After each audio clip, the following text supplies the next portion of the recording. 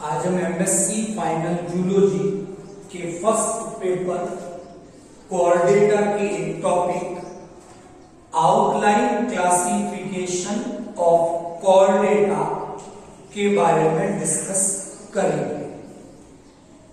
Phylum कोऑर्डिनेटा को दो group में डिवाइड किया गया है। फाइलम कोऑर्डिनेटा का जो फर्स्ट ग्रुप है उसे एक्रेनिया नाम दिया गया है और फाइलम कोऑर्डिनेटा का जो दूसरा ग्रुप है उसे क्रेनिया नाम दिया गया है। ग्रुप एक्रेनिया में उन कोऑर्डिनेट्स को सम्मिलित किया गया है जिनमें अभी तक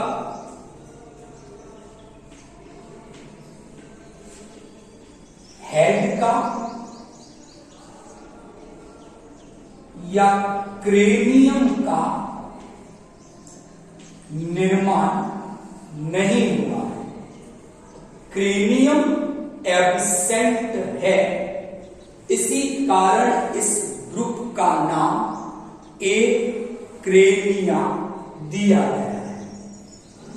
जो कोऑर्डिनेट एक्रेनिया के मेंबर हैं वे सभी मैराइन वाटर हैबिटेट ओशियंस में मिलते हैं। अगर हम एक्रेनिया एनिमल्स को देखें तो इन कोऑर्डिनेट का बॉडी का साइज छोटा है, कॉम्प्लेक्सिटी कम है इनकी, इसलिए एक्रेनिया को सिंपली लोअर कोऑर्डिनेटा के नाम से भी जाना जाता है। तो जो एक्रेनिया है simply they all are known as lower coordinates. तीसरी जो इंपॉर्टेंट बात है एक्रेनिया की, अगर हम इवोल्यूशन के पर्पस से बात करें तो जो कोऑर्डिनेट इवोल्यूशन में पहले इवॉल्व हुए, जिनका या जिनकी उत्पत्ति पहले हुई, वे एक्रेनिया, इसलिए एक्रेनिया कोऑर्डिनेट्स को प्रोटो कोऑर्डिनेटा इस नाम से भी जाना जाता है। तो एक्रेनिया के लिए ये 3 टर्म्स जनरली हम यूज में लेते हैं। तो जो एक्रेनिया है वे ही प्रोटो कोऑर्डिनेट्स हैं और सिंपली इन्हें लोअर कोऑर्डिनेट्स के नाम से जाना जाता है। और जिस बेसिस पर हमने ये ग्रुप एक्रेनिया बनाया है वो बेसिस है हमारा क्रेनियम की प्रेजेंस और एब्सेंस। क्रेनियम एक कवरिंग है, एक प्रोटेक्टिव स्ट्रक्चर है जिसमें ब्रेन प्रेजेंट होता है। तो क्रेनियम नहीं है, हेड का डेवलपमेंट नहीं हुआ, इसलिए हमने इन एनिमल्स को क्या नाम दिया, एक्रेनिया। कोऑर्डिनेटा का जो सेकेंड ग्रुप है उसे नाम दिया है क्रेनिया। क्रेनिया ग्रुप में जो भी कोऑर्डिनेट्स इन्वॉल्व किए हैं उन सभी में क्रेनियम प्रेजेंट है और हेड का डेवलपमेंट हो चुका है। तो उन कोऑर्डिनेट के ग्रुप का नाम क्रेनिया है। अगर हम इस ग्रुप के कॉर्डेट एनिमल्स की स्टडी करते हैं तो हम क्या देखते हैं कि ये कॉर्डेट लार्ज साइज के हैं, मोर कॉम्प्लेक्स हैं, जटिलता है इनके अंदर। इसलिए क्रेनिया जो ग्रुप के मेंबर हैं they are simply called higher chordates. जो क्रेनिया ग्रुप के मेंबर हैं इवोल्यूशन में इनका ओरिजिन ए क्रेनिया के बाद में हुआ। They are modern comparison to acrania, so we can use the term euchordata for the crania group. तो यहां हमने डिस्कस किया ए क्रेनिया और क्रेनिया, ये जो कॉर्डेटा फाइलम के टू डिफरेंट ग्रुप्स हैं, they are categorized on the basis of presence and absence of cranium and on the basis of development of head. तो ये दो ग्रुप हमने डिस्कस किए, ए क्रेनिया, क्रेनियम। तो simply exam point of view से lower chordate higher chordate में क्या differences हैं, प्रोटोकॉर्डेट यूकॉर्डेट में क्या डिफरेंसेस हैं, और ए क्रेनिया और क्रेनिया में क्या डिफरेंसेस हैं, ये हमें यहां से पता चलता है। अगली बात, जो ए क्रेनिया ग्रुप है, इस ए क्रेनिया ग्रुप का हमने फर्दर आगे क्लासिफिकेशन किया। जो हमारा ओल्ड क्लासिफिकेशन है उसके अकॉर्डिंग ए क्रेनिया ग्रुप में 1, 2, 3 ये 3 सब फाइलम्स रखे गए। हेमिकॉर्डेटा फर्स्ट सब फाइलम है, यूरोकॉर्डेटा सेकेंड सब फाइलम है, सिफेलोकॉर्डेटा थर्ड सब फाइलम। लेकिन मॉडर्न क्लासिफिकेशन में क्या किया गया, सब फाइलम हेमिकॉर्डेटा को एक सेपरेट फाइलम बना दिया और इसे फाइलम कॉर्डेटा से अलग कर दिया गया। तो मॉडर्न के अकॉर्डिंग चले तो ग्रुप ए क्रेनिया में अब केवल 2 सब फाइला प्रेजेंट है, यूरोकॉर्डेटा एंड सिफेलोकॉर्डेटा। जो क्रेनिया ग्रुप है उसमें एक सिंगल सब फाइलम रखा गया है जिसका नाम है वर्टिब्रेटा। तो डिस्कस करते हैं कि जो ये यूरोकॉर्डेटा सिफेलोकॉर्डेटा है ये अलग कैसे है सब फाइलम वर्टिब्रेटा से। तो कल हमने डिस्कस किया था फंडामेंटल कॉर्डेट कैरेक्टर्स के बारे में, और हम बेसिकली आज फोकस करेंगे नोटोकॉर्ड के बारे में। कल डिस्कस किया था नोटोकॉर्ड के बारे में। तो जो यूरोकॉर्डेट्स हैं, सिफेलोकॉर्डेट्स हैं, इनमें नोटोकॉर्ड तो प्रेजेंट है, जैसी कॉर्डेटा के फंडामेंटल कैरेक्टर की लिमिटेशन थी कि वो लाइफ की किसी भी स्टेज में हो सकता है। So the urochordates and cephalochordates both सब फाइला हैव नोटोकॉर्ड।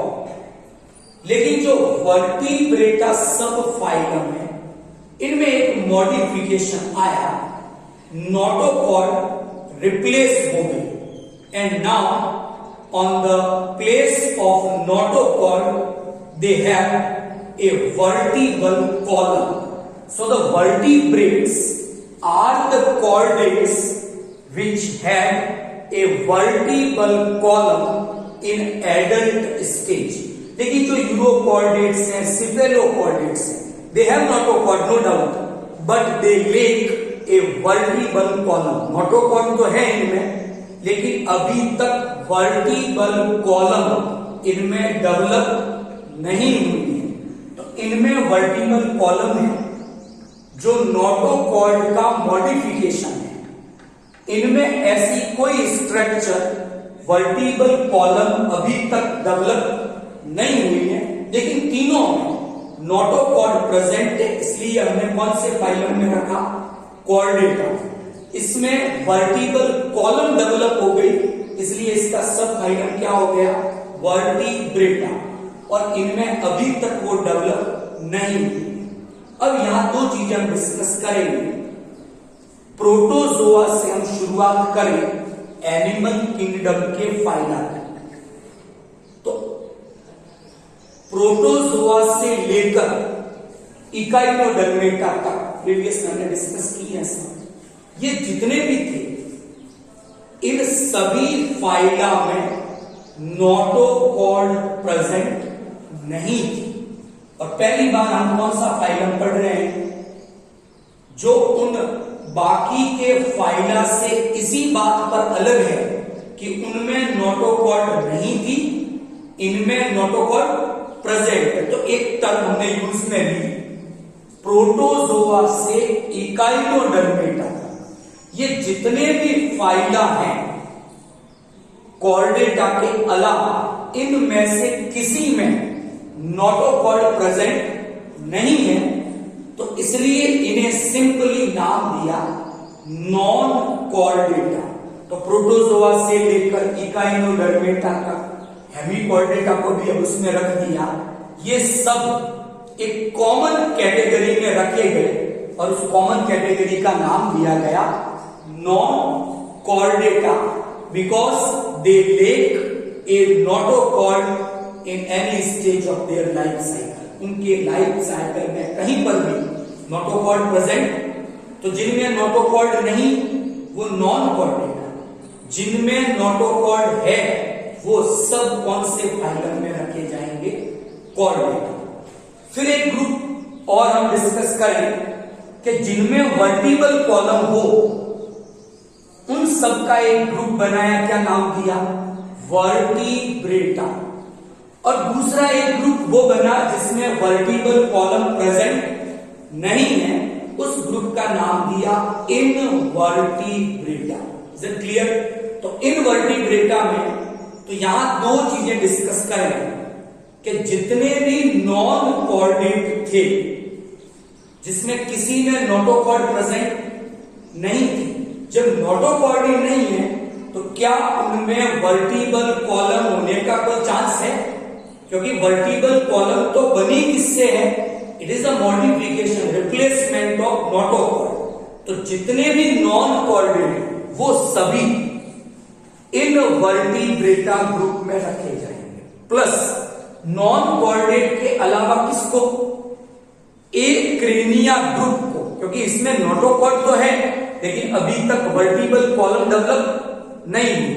तो जितने भी नॉन कॉर्डेट्स हैं वो सभी, प्लस कॉर्डेटा का कौन सा ग्रुप? एक्रेनिया। इन दोनों ने मिलकर इनवर्टिब्रेटा ग्रुप बनाया, जबकि वर्टिब्रेटा एक अलग ग्रुप बन गया। तो चार डिफरेंसेस बनते हैं हमारे पास। A difference between chordata and non-chordata with suitable examples. Chordata means it is the last phylum of animal kingdom. इसके आगे एनिमल किंगडम का और कोई फाइलम नहीं है, तो एक ही फाइलम हमने कॉर्डेटा ग्रुप में रखा है और फाइलम का नाम भी क्या है? कॉर्डेटा। क्या क्वालिटी होगी इनकी? They have a notochord in any stage of their life cycle. Chordata phylum के अलावा एनिमल किंगडम के बाकी जितने भी फाइलम हैं उन सबको कॉमन रूप से किसमें रख देंगे हम? नॉन कॉर्डेटा में। और क्या प्रॉपर्टी होगी उनकी? दे लेक ए नोटोकॉर्ड। उनमें अभी नोटोकॉर्ड नहीं है, तो प्रोटोजोआ से लेकर इकाइनोडर्मेटा तक सब इसमें आ जाएंगे। क्लियर। दूसरा जो डिफरेंस हमने डिस्कस किया वो वर्टिब्रेट और इनवर्टिब्रेट के बीच में किया। तो वर्टिब्रेट्स क्या है? इट इज ए सब फाइलम ऑफ फाइलम। ये फाइलम कॉर्डेटा का एक सब फाइलम है। और क्या फीचर होगा इनका कि इनमें एडल्ट स्टेज में नोटोकॉर्ड नहीं है, वो रिप्लेस हो गई और उसकी जगह क्या बन गया? Vertebral column. तो ऐसे कॉर्डेट जिनमें वर्टिबल कॉलम डेवलप हो गई है उस ग्रुप का, उस सब फाइलम का नाम क्या है? वर्टिब्रेटा। और इसके अलावा बात करूं, कौन ये सब? इनमें नोटोकॉर्ड तो है लेकिन अभी तक वर्टिबल कॉलम, तो ये सब इनवर्टिब्रेट है। लेकिन कैसे? They are called invertebrate chordate. Sir clear, chordate तो है लेकिन वर्टिबल कॉलम अभी, तो इनके लिए हमने क्या टर्म और यूज में ली? They are generally called invertebrate chordate. लेकिन इनवर्टिब्रेटा ग्रुप में केवल यही तो नहीं, पूरा नॉन कॉर्डेटा भी इसमें है। Non Chordata plus invertebrate chordate मिलकर क्या बना देंगे? Invertebrata group. डिफरेंसेस याद रहेंगे। तो हम जब बुक्स देखते हैं तो उसमें दो लाइनें बड़ी सिंपल लिखी हुई है। क्या लिखा हुआ है? All vertebrates are chordate. Is it clear? जितने भी वर्टिब्रेट्स हैं पहले वो क्या है? सब chordate, but it is not essential all chordates are vertebrate. सभी कॉर्डेट वर्टिब्रेट हो ऐसी कोई कंपल्शन, एसेंशियलिटी नहीं है। कुछ कॉर्डेट ऐसे भी हैं जो इस कैटेगरी में नहीं आते। यहां तक आपको समझ में आया? अब आगे चलते हैं। आउटलाइन में डिस्कस कर रहा हूं, डिटेल अपन बाद में डिस्कस करेंगे। हैवी कॉर्डेटा को हमने यहां से हटा दिया है, अलग से डिस्कस करेंगे। यूरोकॉर्डेटा में 3 क्लासेस रखी गई। कितनी क्लासेस है? नाम लिखे मैंने, एसिडिएसी, हेलिएसी और लार्वेसी। सबके सब मैराइन वाटर में मिलते हैं। केवल टेल, लार्वल स्टेज में टेल में नोटोकॉर्ड पाई जाती है। लैटिन में यूरो का मतलब होता है टेल। ऐसा कॉर्डेट जो केवल टेल से कॉर्डेट है, मतलब कॉर्डेट का जो मेन फीचर है नोटोकॉर्ड, वो केवल कहां प्रेजेंट है? टेल रीजन में। So that is why we use the term urochordata. Herdmania इसी क्लास और इसी सब फाइलम का एक मेंबर है, बाद में डिस्कस करेंगे। नेक्स्ट जो सब फाइलम है सिफेलोकॉर्डेटा, कल डिस्कस किया था एम्फियोप्सिस, ब्रैंकियोस्टोमा के बारे में। इनके लाइफ साइकिल की सभी स्टेजेस में कॉर्डेटा के फंडामेंटल कैरेक्टर प्रेजेंट होते हैं। They are blueprint of the chordates. अब सिफेलोकॉर्डेटा नाम क्यों दिया? देखो अभी हेड बन गया क्या इनमें? नहीं बना।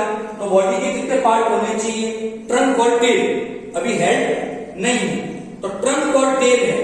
तो जो नोटोकॉर्ड बॉडी का पार्ट है ट्रंक, तो नोटोकॉर्ड ट्रंक और टेल में होनी चाहिए। लेकिन ट्रंक ने आगे एक आउटग्रोथ बनाया, इट इज कॉल्ड रोस्ट्रम। क्या कहेंगे उससे? Rostrum is not the head. वो हेड नहीं है। हेड हो जाता तो इसे एक क्रेनियम नहीं रखते, तो हेड नहीं है। It is looks like a head but is not a head. It is only A outgrowth of trunk reason.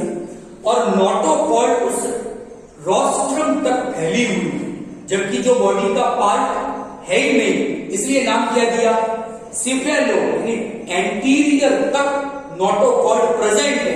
That is why they are termed as cephalochordata.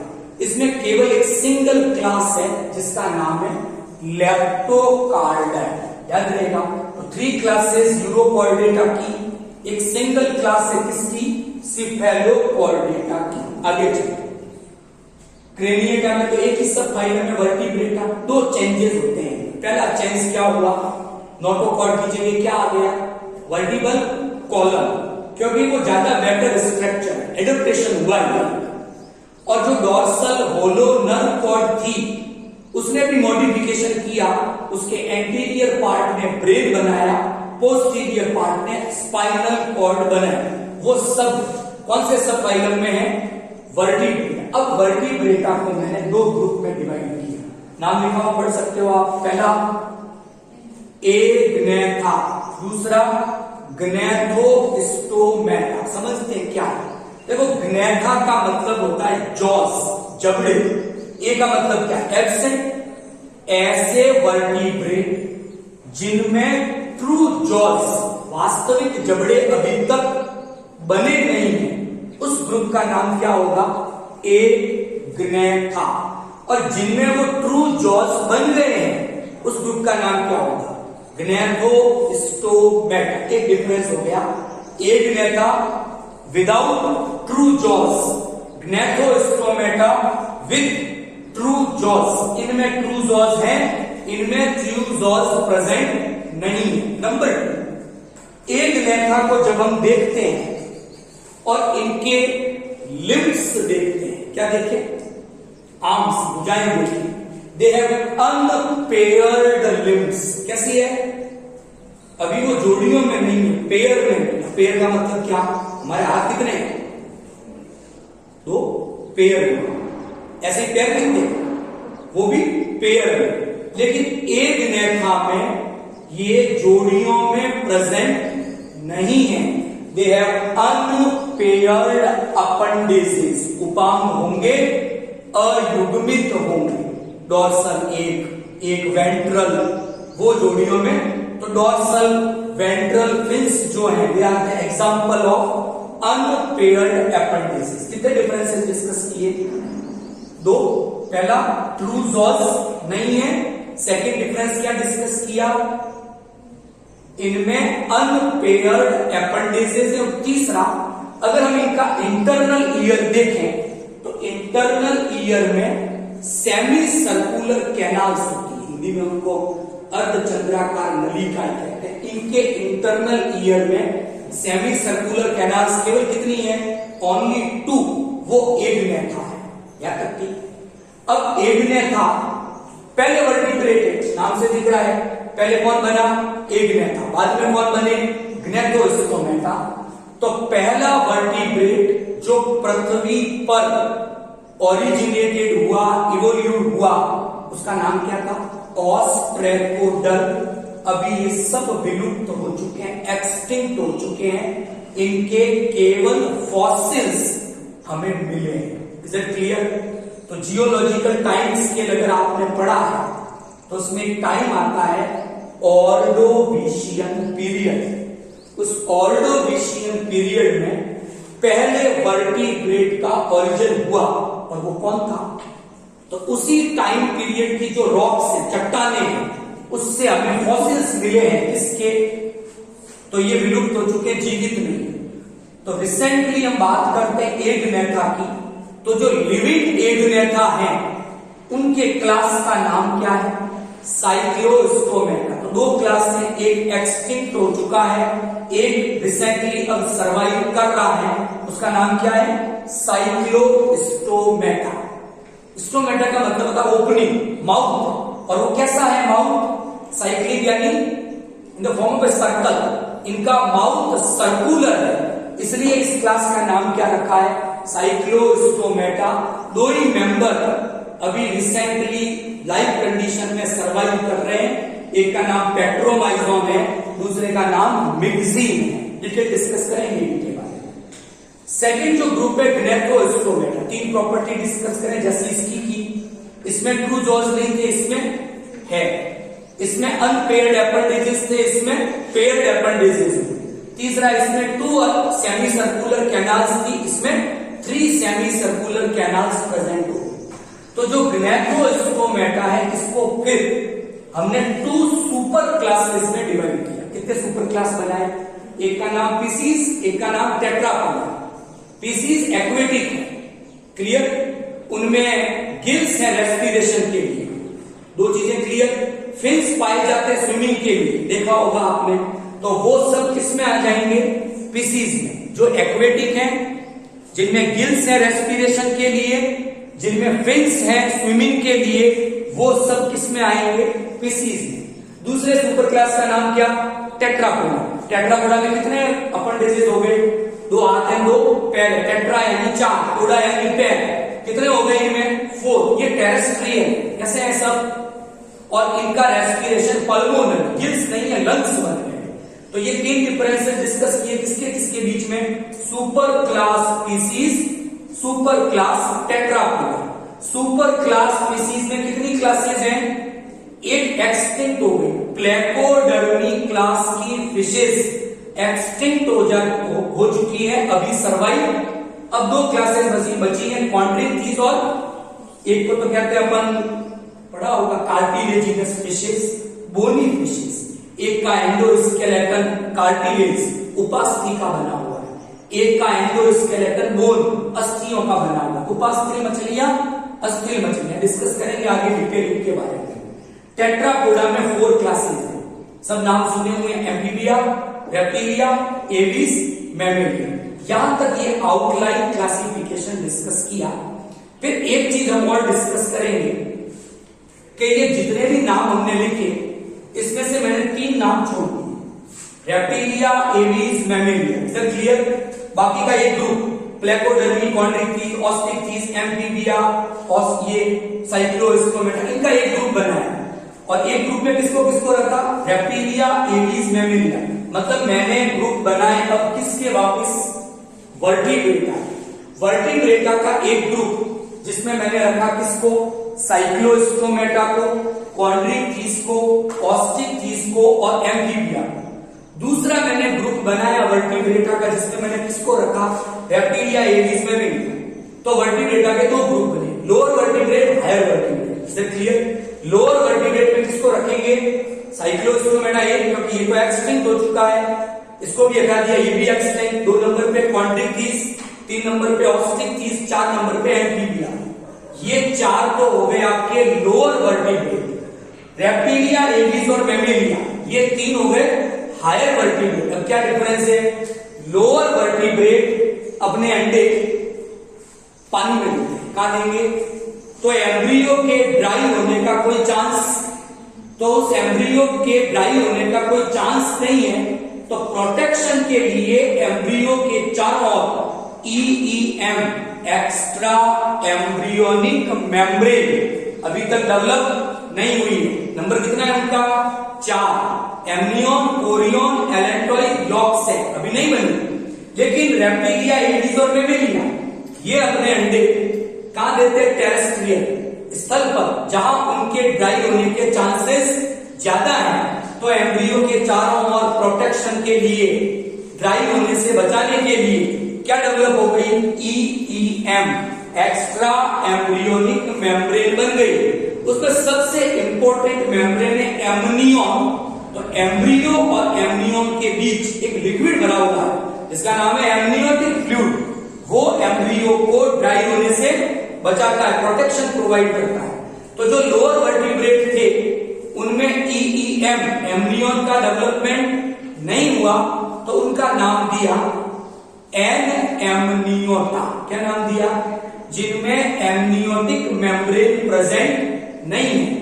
जो higher vertebrate, reptilia, aves, mammal, इनके embryo के चारों ओर EEM, amnion बन गई है, उनके group का नाम दिया एमनियोटा।